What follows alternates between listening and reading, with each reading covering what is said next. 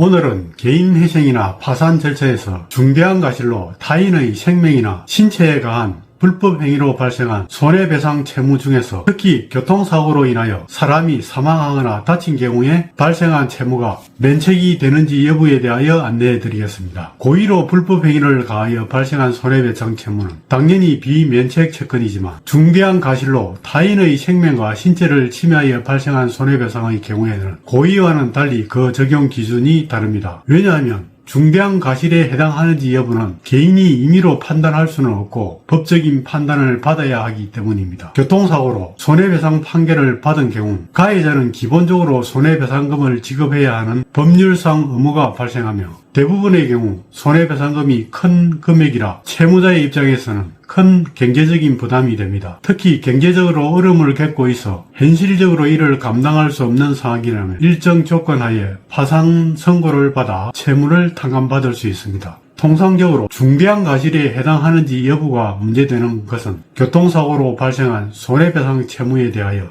1차적으로 보험회사가 피해자에게 먼저 손해배상을 한 후에 가해자에게 보험회사가 구상권을 청구하여 문제가 됩니다. 교통사고가 운전자의 중대한 과실로 타인의 생명이나 신체를 침해하여 불법 행위를 한 경우에는 비면책 채권이 되어 개인 회생이나 파산을 진행하더라도 면책이 되지 않습니다. 그러나 개별 사건마다 상황이 다르므로 비면책 채권이다 아니다를 일률적으로 판단할 수 없습니다. 교통사고 처리 특례법 제3조 제2항에서는 11대 중과실 교통사고 유형을 규정하고 있고 채무자 회생법은 중대한 과실로 타인의 생명 또는 신체를 침해한 불법 행위로 인하여 발생한 손해배상은 면책에서 제외시키고 있습니다. 위와 같이 중과실이라는 용어를 두 법률에서 혼용함으로 인하여 교통사고 11대 중과실에 해당하는 것으로 판단을 받은 채무자들은 이후에 교통사고로 인한 구상금 채무나 손해배상 채무로 인하여 가중한 채무를 부담하고 있음에도 불구하고 개인 회생이나 개인 파산이 불가능한 것으로 잘못 알고 있습니다. 일반적으로 교통사고 처리 특례법상 처벌을 받았다 하여 손해배상이나 구상금 채무는 도산 절차에서 면책이 안 된다는 잘못된 정보로 인해 개인 파산이나 개인 회생을 포기하는 경우가 많습니다.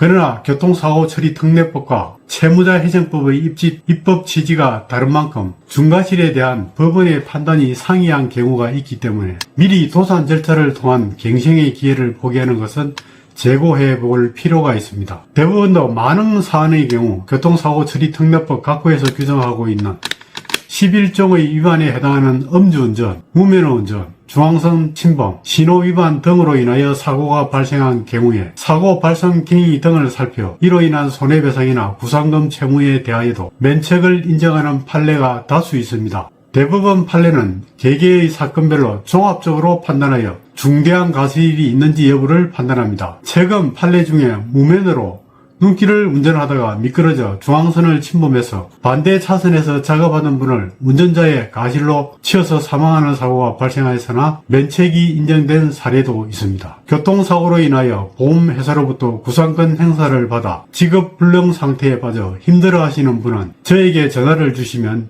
자세하게 상담해 드리겠습니다. 오늘 영상이 조금이라도 도움이 되셨다면 구독과 좋아요 부탁드립니다. 감사합니다.